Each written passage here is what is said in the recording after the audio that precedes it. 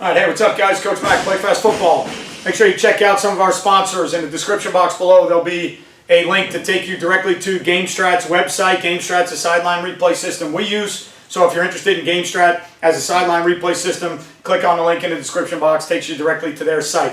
DifferenceUSA, the ultimate striking machine. We have one in our weight room. If you want your kids to get better at striking, hand placement, hips and explosion and coiling, and while actually striking something that has a target so your eyes and your hands can get in the right place, check out DifferenceUSA. Defensive Coordinator 1 is an in-game app that you use that somebody is upstairs logging live data straight into the app that you can then take your calls, match it up with what the other team's running against you, personnel, formations, see what calls are good, see what calls aren't good. It's basically a way to use live in-game data to make in-game adjustments. JustPlayFB is the digital software that I use to diagram plays. If I'm going to do webinars or if I'm going to speak at clinics, JustPlayFB is the tool that I'm going to use, the software tool that I'm going to use to diagram those plays. And then as always, Dome Hats, huge sponsor of Play Fast Football. This is the black Play Fast Football hat that Dome made for us. Custom online hat builder where you can go online on their site. You can generate your own hat as long as you have a logo that you usually a PDF logo or a logo that you can put where you want it on the hat. They can put words or script on the hat. The back of my hat says Play Fast Football. You can change the color of the panels. You can change the top bill. You can change the underbill. You can change the buttons up top, the eyelets up top. So great site to build a hat. Dome Hats is a great company, and they will be at our Play Fast Football clinic in January. All right, so I'm going to go down the slippery road today, and I'm going to talk about the air raid. I know this is a hot button topic for some people. Like all my videos that I do, I am just going to give you an opinionated video on what my opinion is.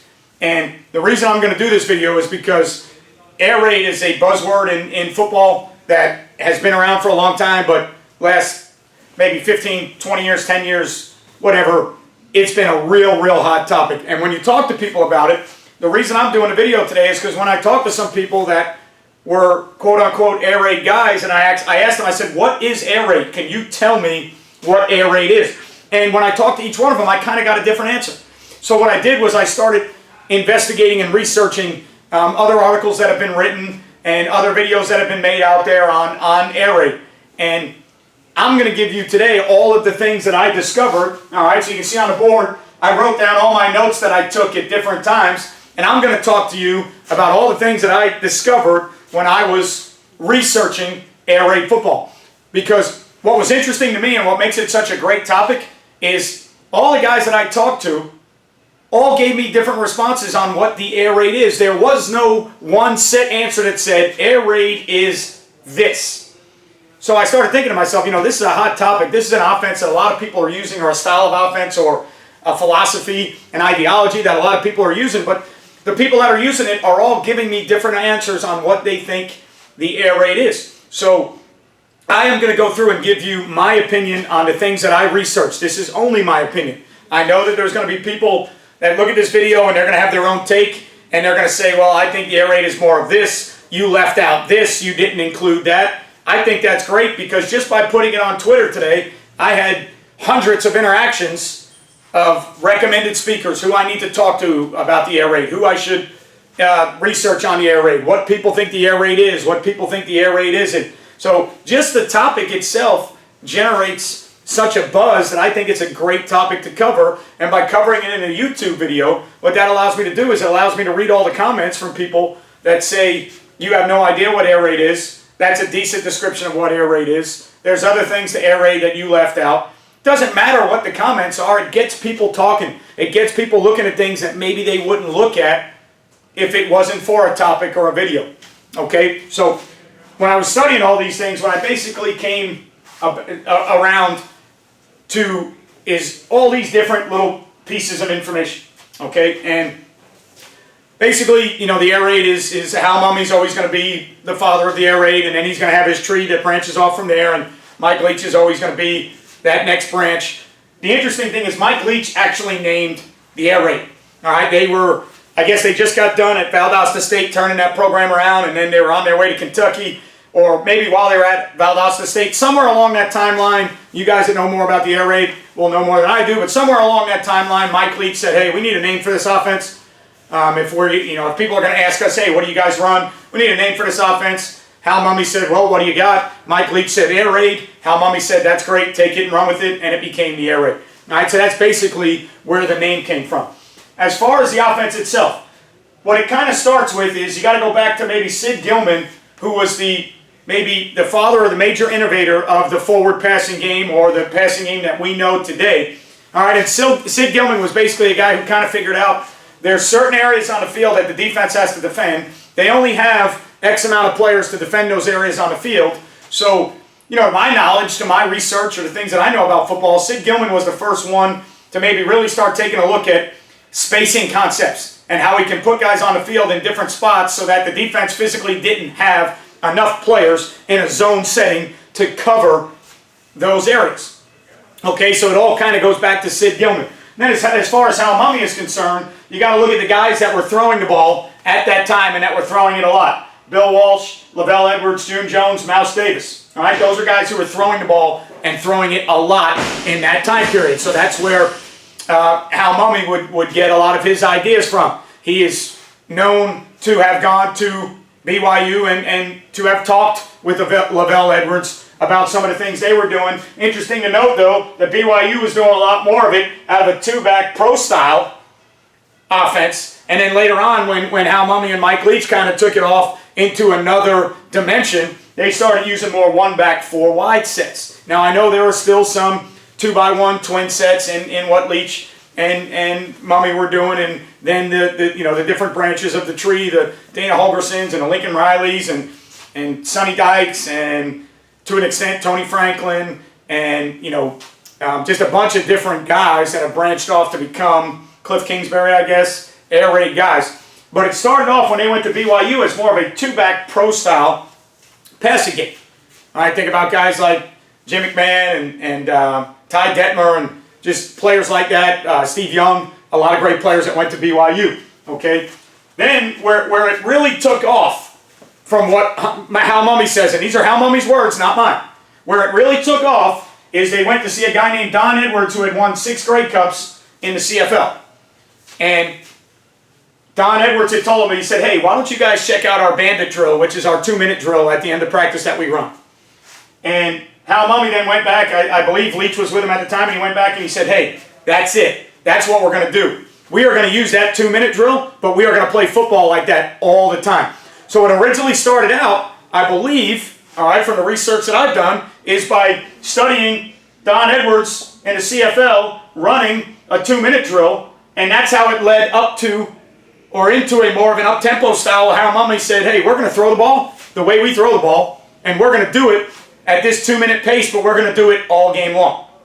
Okay, so he went and watched Don Edwards practice, watched him do a 2-minute drill, and that's where it led to the up-tempo style that it eventually became, and it's probably changed a lot since then. There may be some teams that play slower or they may huddle, but that's where the evolution of it started to take place, okay, where you started to get into, we are going to throw the ball a bunch, and we are going to do it at this real fast pace. All right, so a couple things to note, all right, that I studied, that people have said, and things that I have read.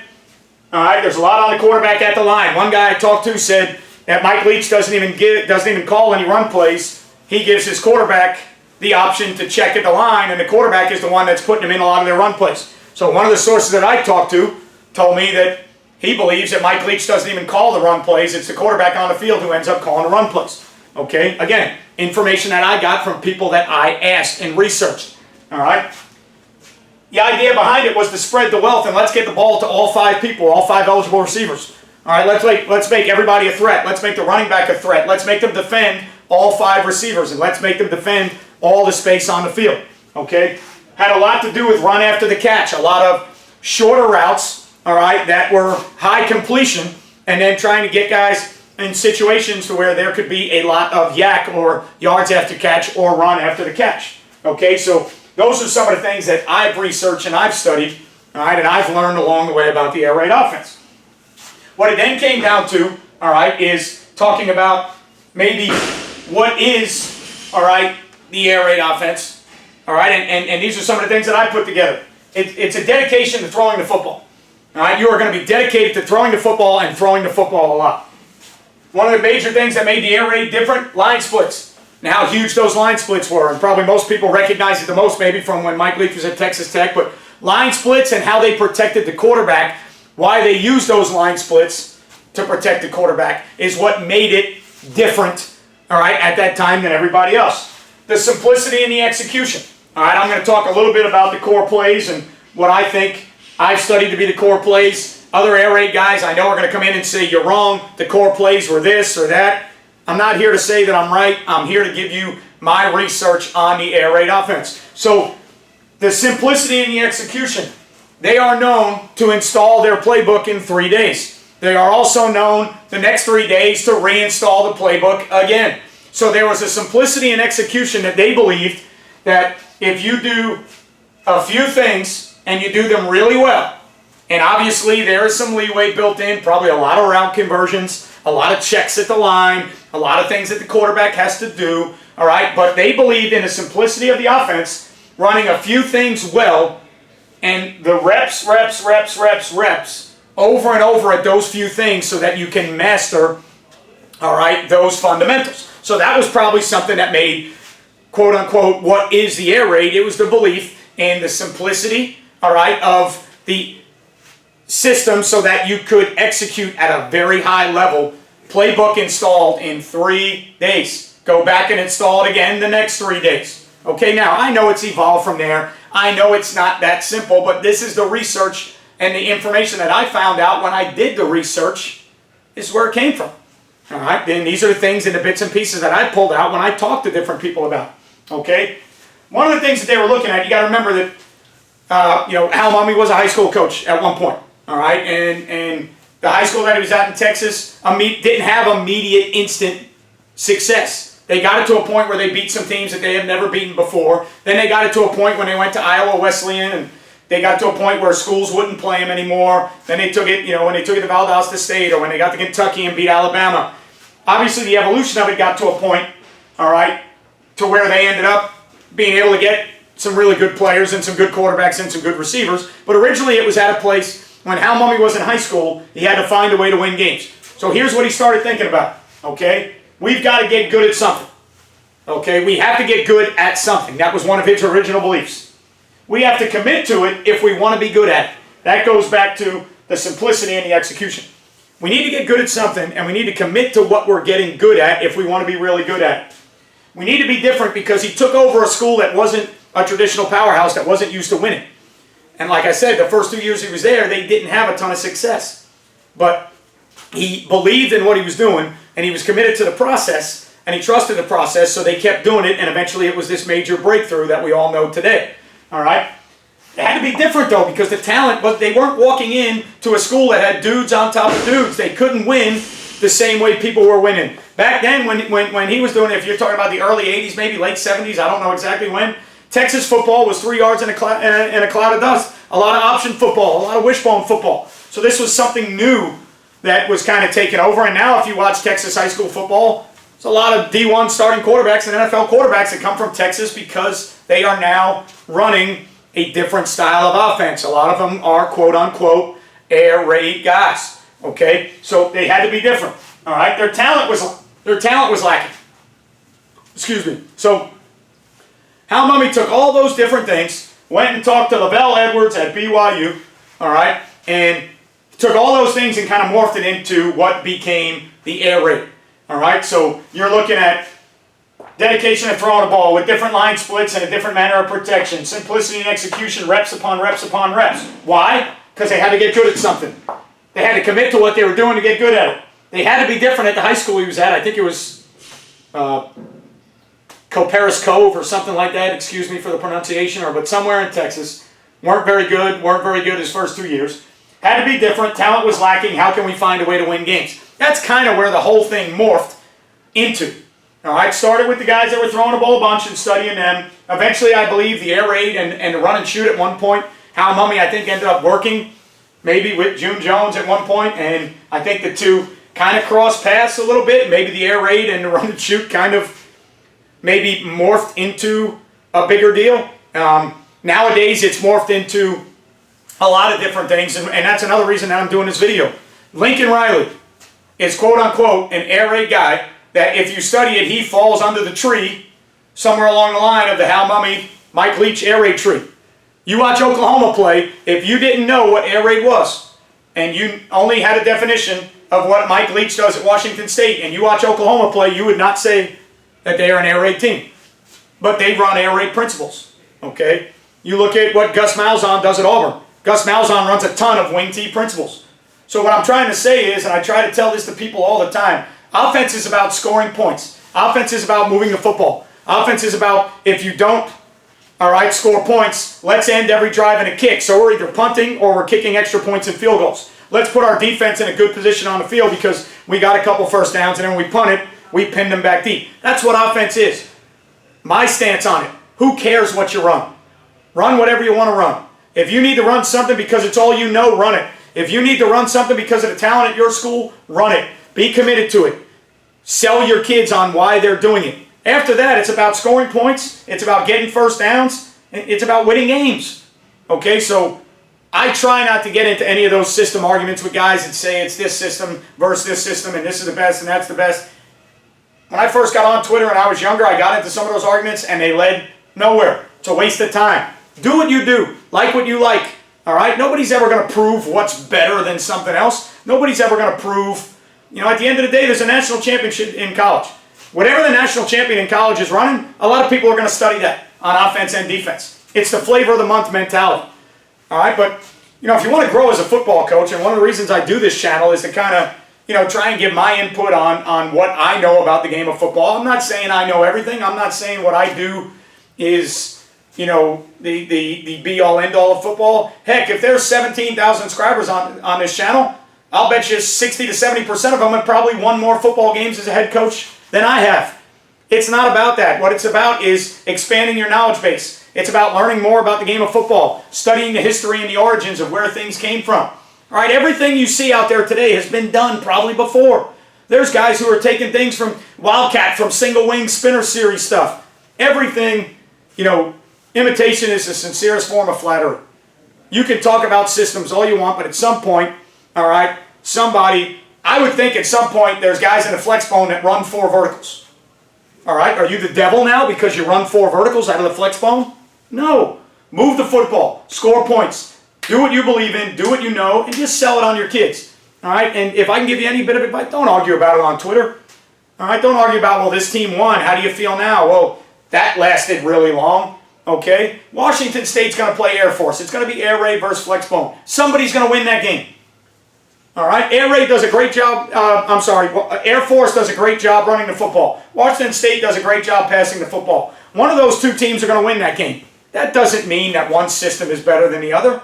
All right? Try not to go down that road. Try not to lead yourself down that path. It leads to more friction in football than it does to social networking and where we should be getting in football, with everybody studying ideas and stealing things and borrowing things from other people so we all get smarter and the game gets better. Don't go down the road of system versus system. It doesn't work. Usually at the end of the day, you know what wins football games a lot? Better players.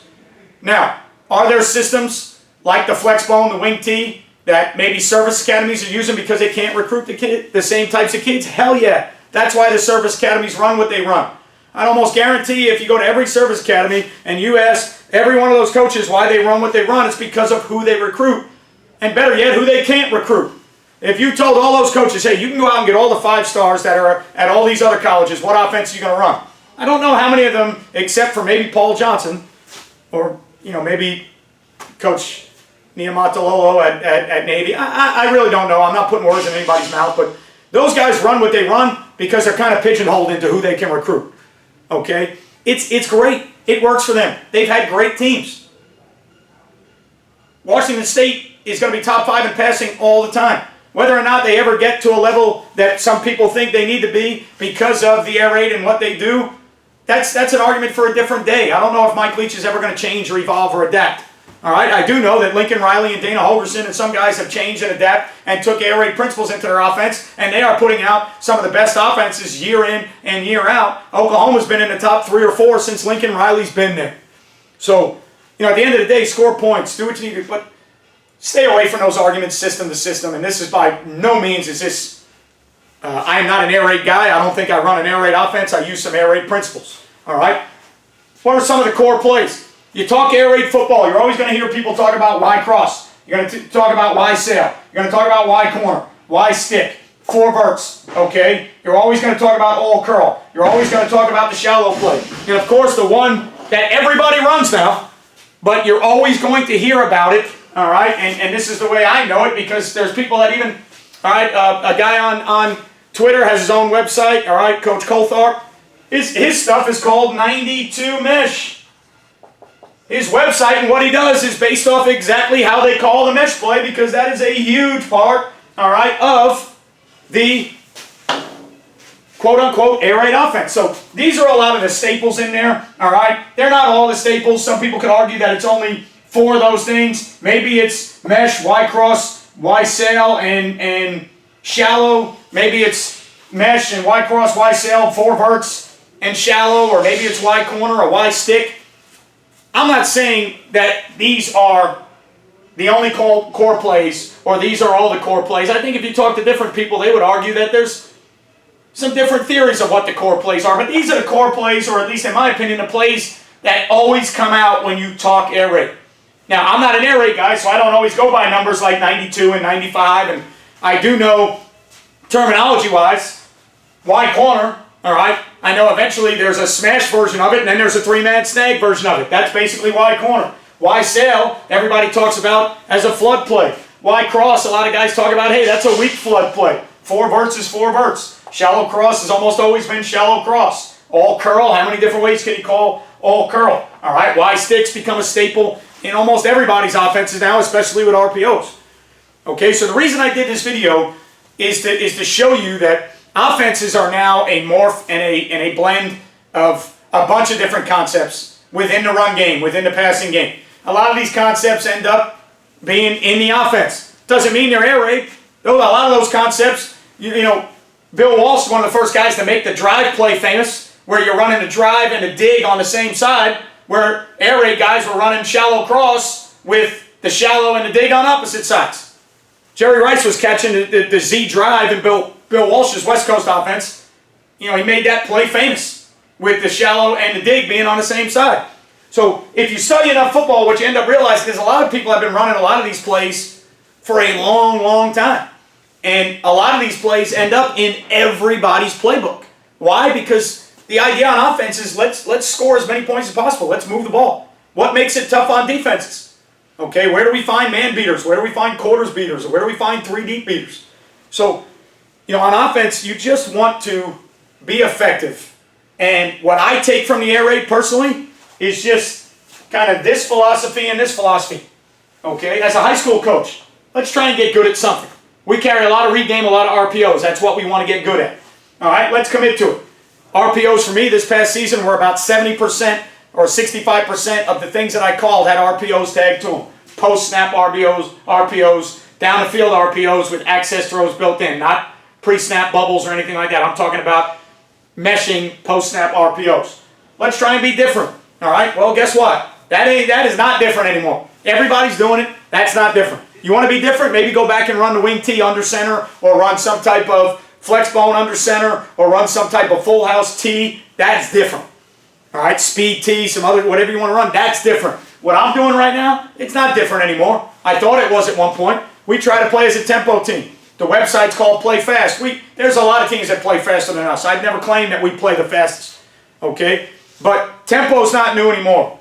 Shotgun read game's not new anymore. Quarterback runs aren't new anymore. So we're not different anymore. So in the offseason, I'm actually looking at, hey, what is different?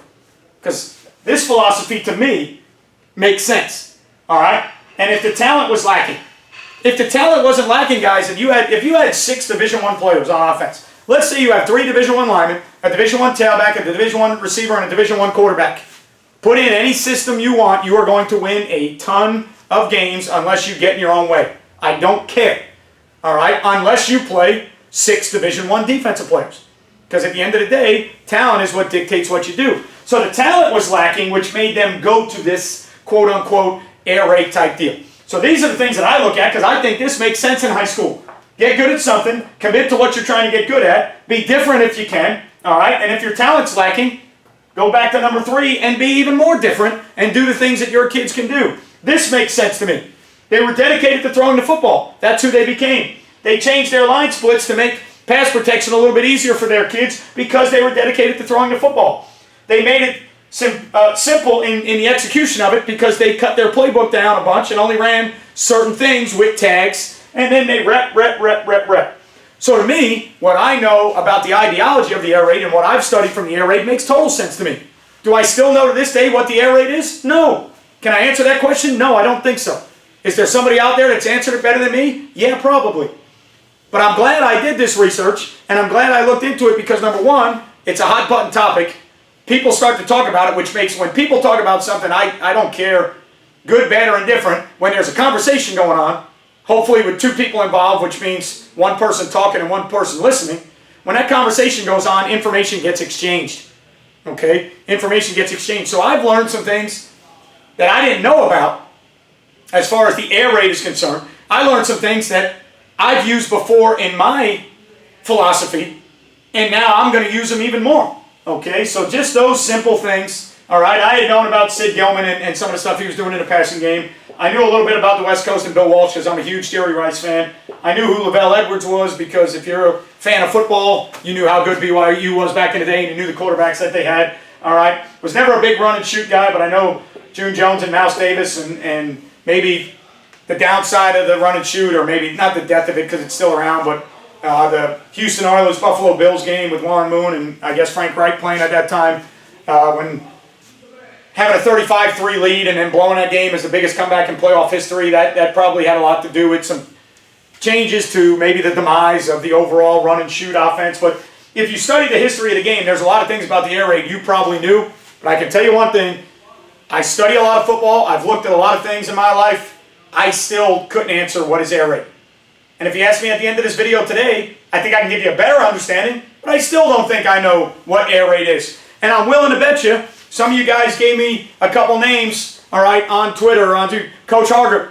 All right, Coach Hargett has been doing, air raid stuff for years, and now he's got a surface-to-air system, I believe. Sorry, Coach, if I mispronounce it, but he was the guy that they gave me to go talk to. And Coach McKee, who's going to speak at, Coach Mackey, who's going to speak at my Play Fast clinic, is an air raid guy.